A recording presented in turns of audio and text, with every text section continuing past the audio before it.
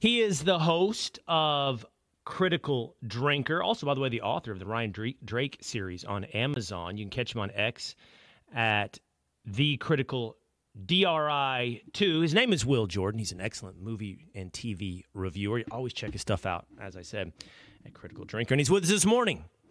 Hello. Live from the UK here on The Will Cain Show. What's up, man? Great to have you. Yeah, great to be here, man. Thanks for inviting me. So, why is it, Drinker, Will, I'll figure out which one I want to call you throughout the course of our 30 minutes here together. Why is it that if I don't like Ghostbusters, the all-female reboot, or if I don't like Captain Marvel, or as of now, the reviews are not very solid for Star Wars Acolyte, why is it always my fault? Why is it the audience? It just doesn't seem to get it, or is too toxically masculine for the content. Why is it the problem of the audience? It always becomes a convenient shield to protect your product from criticism, rather than acknowledging that maybe there's problems with the writing, the production, the acting. It's easier just to label your critics as racists or sexists or whatever ist you want to call them, and call it a day. And then that way you don't have to acknowledge that there might actually be problems with the thing that you've made. So it's just a shield to try and deflect criticism and blame.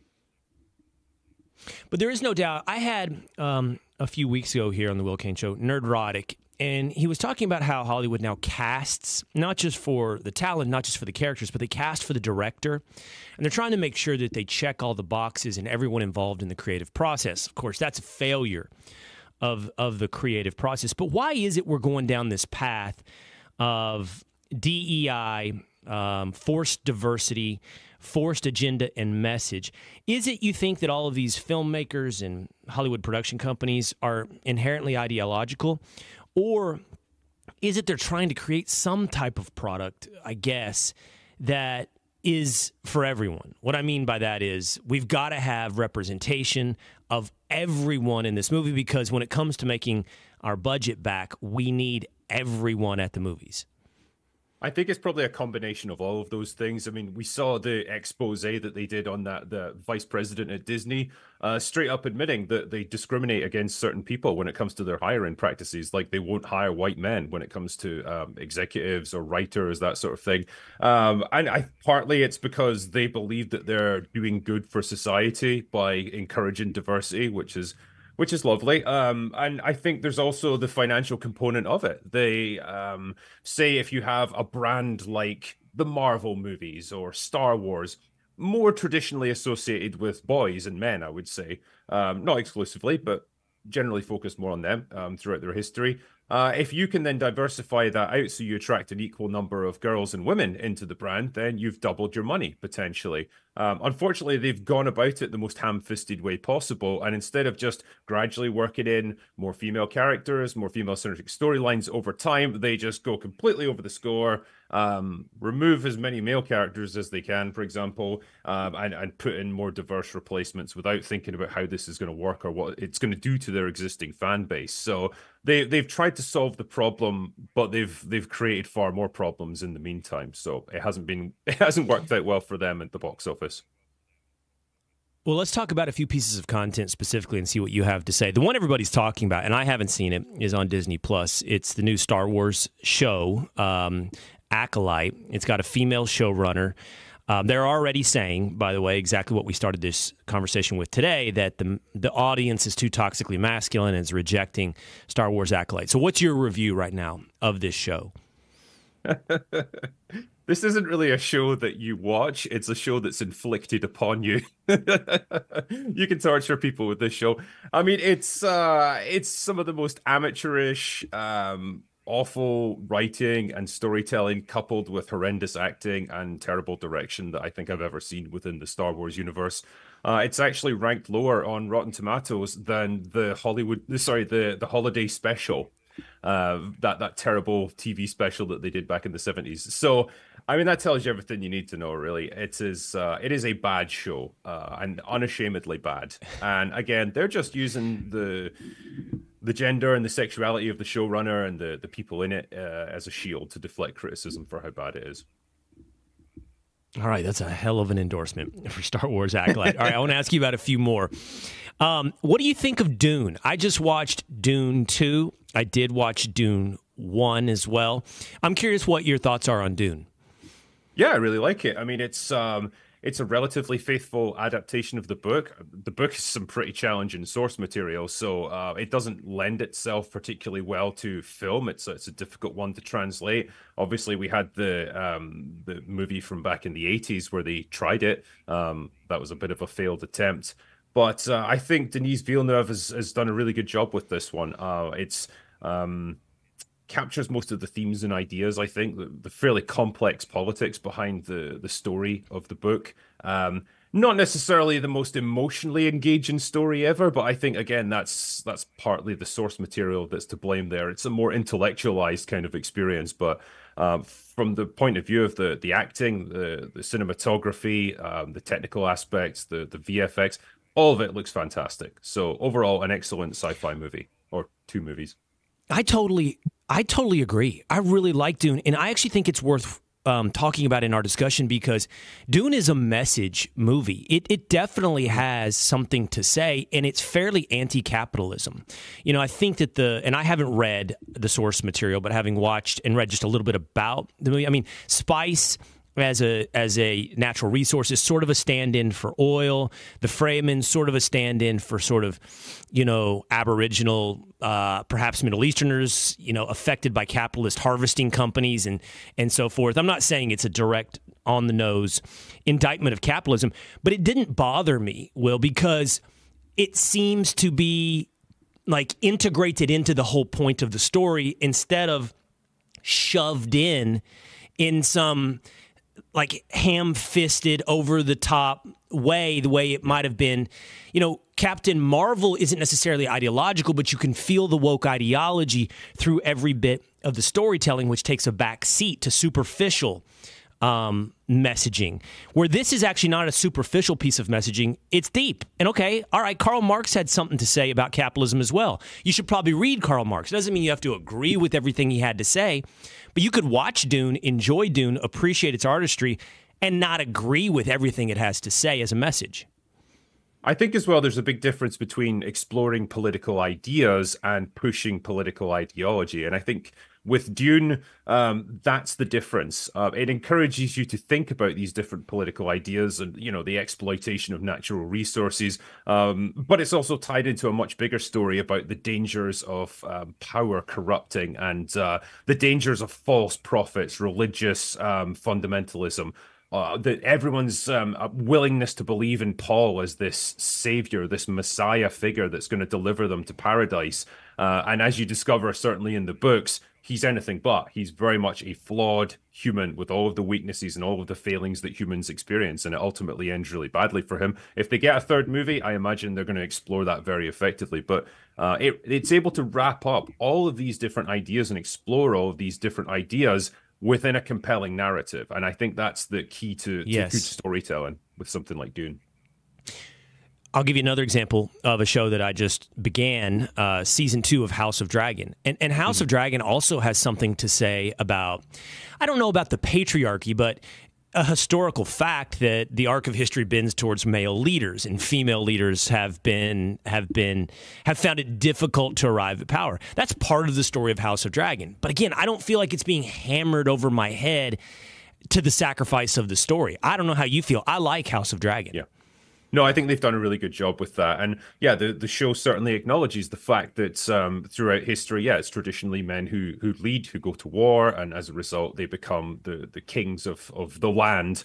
And the sacrifices and the dangers that face a lot of the female characters in this is pregnancy and giving birth. You see it certainly in season 1, like more than one female character either passes away or experiences great trauma through giving birth, and the positions that they're put in because of that. So it tackles it from a different point of view, but it doesn't give you weak characters. They're still extremely strong, interesting characters. They're just not necessarily swinging an axe on a battlefield. And it does it particularly well because the male characters are not diminished and they're not made to look like idiots in order to make the women look better. So you've got an interesting cast of capable, competent characters, and they balance out nicely, I think. And to your point, in a believable way. It doesn't have to be Rey in Star Wars defeating men all over the battlefield. It's a female Targaryen, completely adept and ruthless when it comes to politics, much more believable to her physical stature and, of course, history, even though it's in a fantasy land. It just makes it all the much more enjoyable.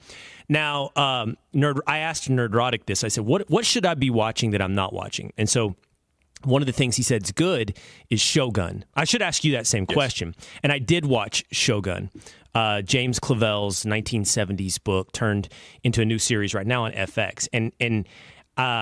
Again, Will, I loved Shogun. And this is good because I don't think everything we talk about has to be some indictment of something that's been made. This is an endorsement. Now, this is right down the fairway of things that I like. Will, I like history. I like historical fiction. I like narrative nonfiction. I like learning as I'm entertained. So I love Shogun. I'd never thought about, what is it, 1600s?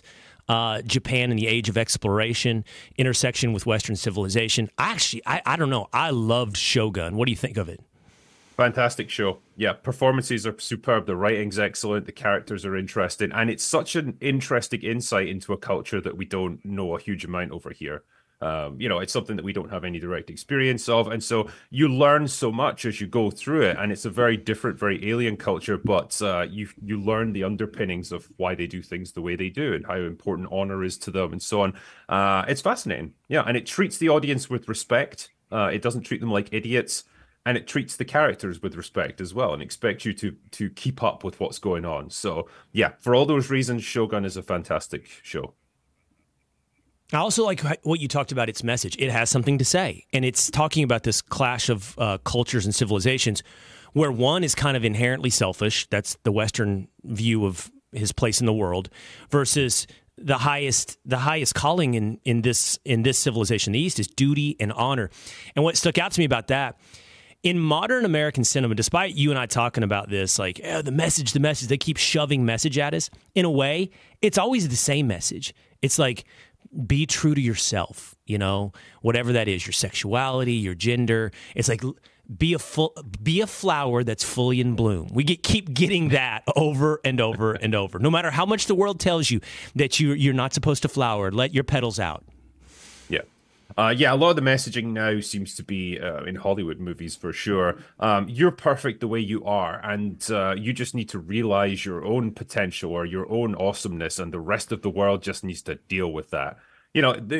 The pervasive message that you used to get, particularly in American cinema, was about improving yourself, like striving to overcome odds, and having to better yourself and perhaps learn something about yourself in the process. Personal growth comes through struggle. Whereas the message now is you've done all the growing that you need to do and you're perfect, and it's the rest of the world who needs to adapt to you, it's not a great message to arm people for dealing with life, I don't think, because life does throw a lot of challenges at you and you have to often change to adapt to that. I probably watch more than I should be watching, Drinker. I mean, I know this. In fact, I think I've watched so many series and movies that just in the last couple of weeks, I decided I'm going to stop and I'm going to go back to reading more books, devoting more time to reading books. And I'm reading both a Michael Crichton book right now and a historical non-fiction book about Captain James Cook. But I'm curious, do you think there is some genre out there that isn't well explored, that's not fully saturated? I'm an American. I'm from Texas. I love Westerns. I'm going to be interviewing a little bit later this week Kevin Costner about Horizon. I loved Yellowstone, but there's a lot of Westerns. Do you think there's a genre out there that's not being explored, that were you, and I know you do write, were you to write something new or were you to produce, you'd be interested in kind of mining that genre? Well, I think we're getting to that point now where essentially every genre that you can do within Hollywood has been explored already. It's just a natural result of the passage of time. We have more and more time. There's more and more services like studios, streaming services that are putting out content constantly. I think the next big frontier for movies is going to be video game adaptations. That is the thing that they've tried on and off over the years. They've had a few successes, mostly failures because they didn't know how to do it right. Only in the past few years have they really started to crack it.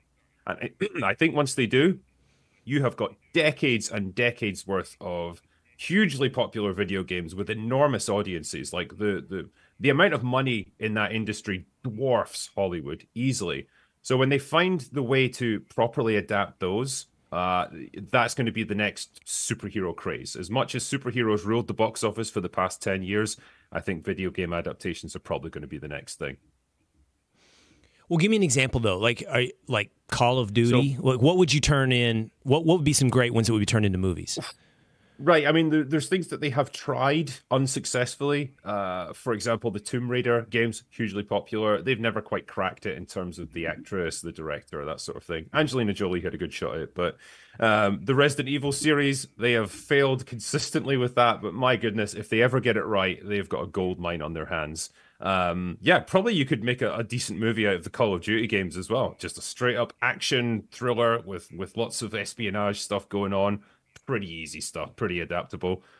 Same thing with sci-fi stuff like the Halo series. They tried to turn that into a TV show. I don't think it's been particularly popular, but if they actually find a way to do it right, again, it's a gold mine. They've pretty much succeeded with The Last of Us. That's been a pretty popular show on HBO. So we'll see what they do with season 2 because that could be a tricky one. You know the games. Yeah. It's funny. I'm not a huge gamer, so I didn't even know The Last of Us was a game, but I did watch the series on HBO. Yeah. I think that's a great. I mean, you're absolutely right. See, but to me, to some extent, that's a reflection of capitalism and marketing that you're going to play into existing characters. It's smart, right? Mm-hmm. You want to sell the audience something you know the audience already likes, and that would be video games. It's also a little bit of a crutch and reflects, I think, the lack of creativity in coming up with something new. I don't fault them. I mean, a successful Halo series would be gangbusters, but I also would just like to see a little more, creativity of coming up with something new that I would like to believe is still in Hollywood. Yeah.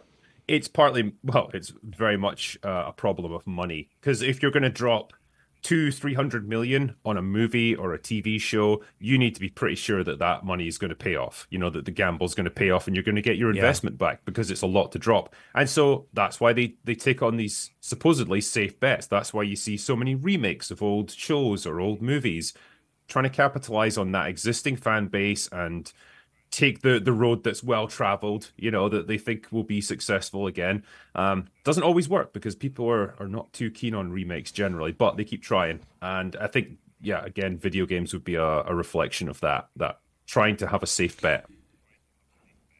You have that video up on your YouTube channel, Critical Drinker, talking about the need to make so much money. The size of Hollywood budgets is actually one of the biggest problems with, I think, both the kind of stories that we're getting and in some part, this woke DEI ideology of you have to be everything to everybody at all times. The only problem with that is they keep trying to turn off their core audience, seemingly like sticking a finger in the eye of your core audience.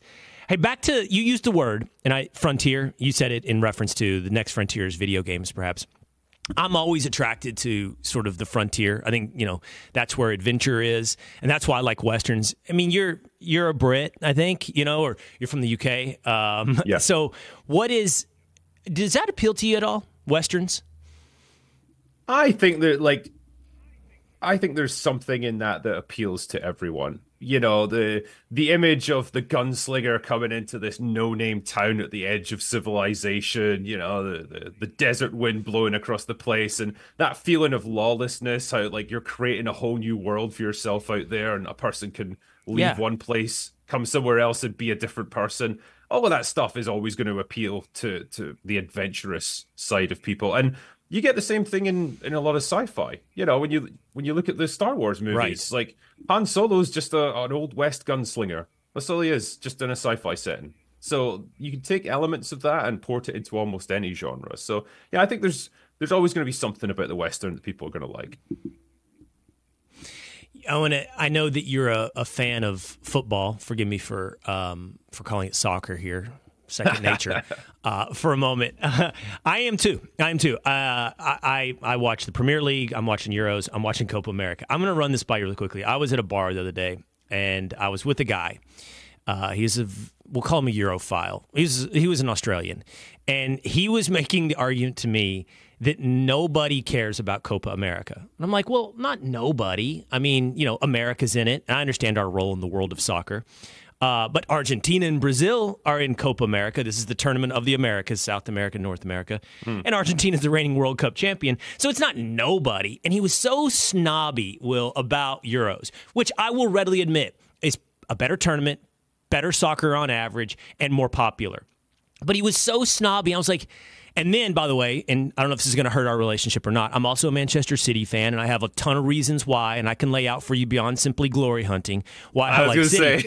And then I have a lot of reasons. But he then looked down his nose on me on that as well. And he's like, it's not a real club. It might be a team. It's not a real club. I was like, why is everything so snobby? Like in America, we at least have the common decency to be ashamed of our snobbiness. Why is snobbiness such a big part of looking down on everything else? And I said, whatever this is right now that you're doing, it makes me want to vote for Donald Trump more. It makes me like Westerns. It makes me want the guy who comes in and who's a giant middle finger to the old world order even more. All of this embraced snobbiness.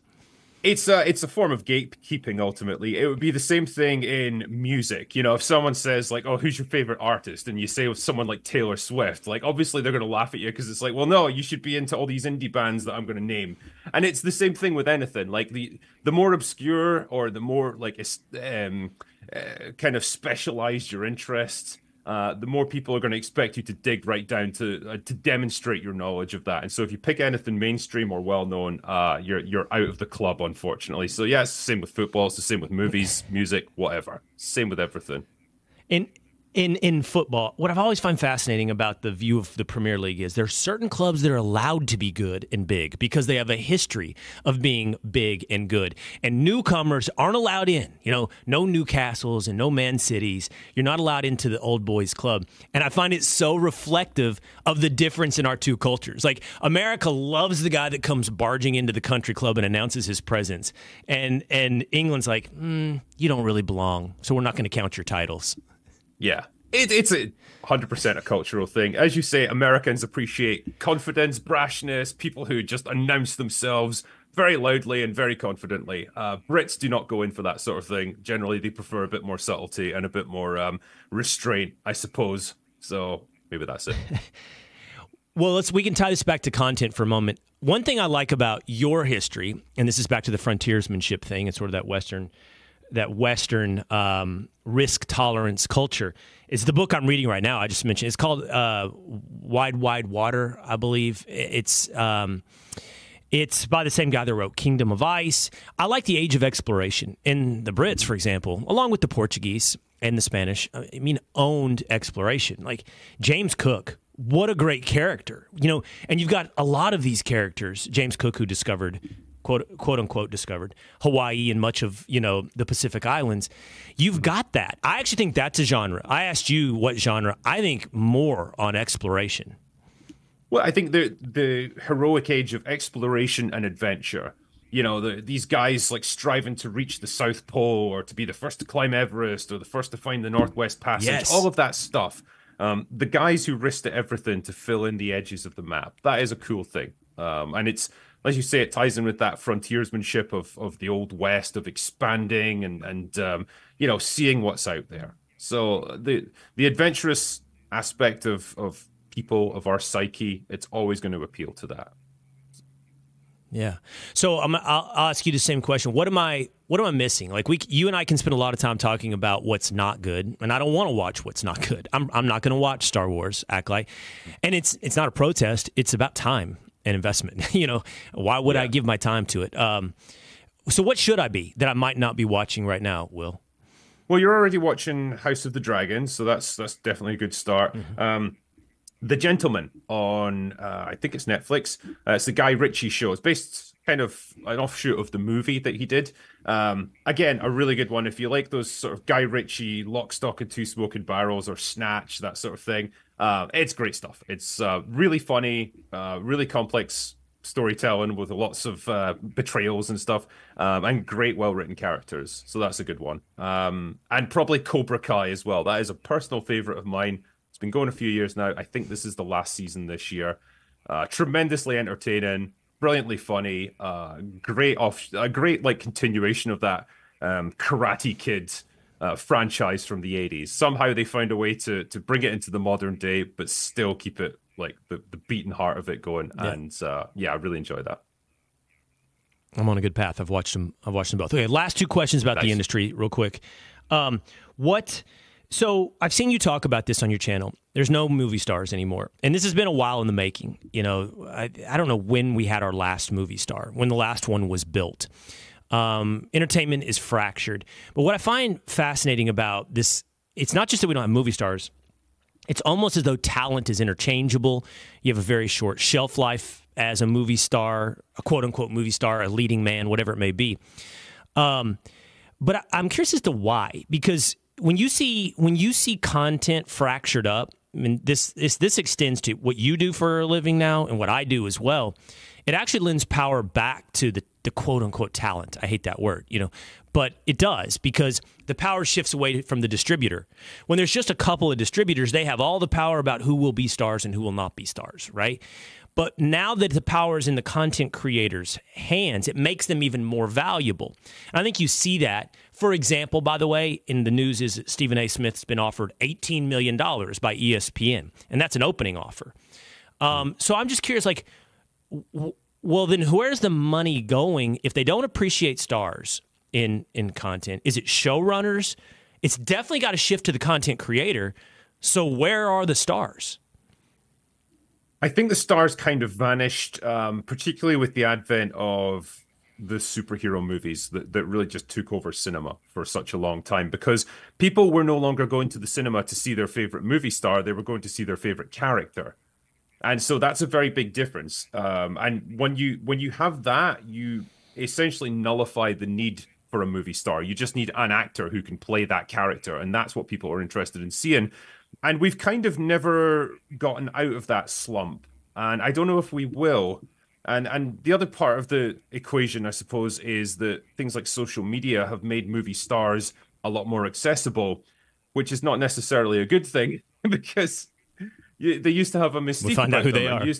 Yeah, exactly. Right. We get to see who they really are. And a lot of the time, they're not people that we really want to know anymore about. And that's disappointing, but it robs them of their mystique, and it robs them of their intrigue and their star power, because they're just humans like us. And we get to hear every mundane thought that they have, and it's often not very inspiring. So those two things have kind of crippled the concept of the movie star, sadly. All right, finally, you've got another video up about this, and we started our conversation here. They keep blaming their problems on the audience. It's almost as though it's intentional. Is it intentional? This concept of fan baiting. Is all the controversy and making the audience mad part of marketing? Yeah, apparently it is. I've seen various reports about this, people trying to do like exposés on it and trying to describe how the industry works. And I think for certain studios, it's become standard practice where they will intentionally make a big song and dance about the fact that they've changed the race and gender, sexuality of certain characters in their new project. They know that the fans will be unhappy about that because it's disrespecting the source material. They then parlay that into it being motivated by racism or sexism, bigotry, whatever.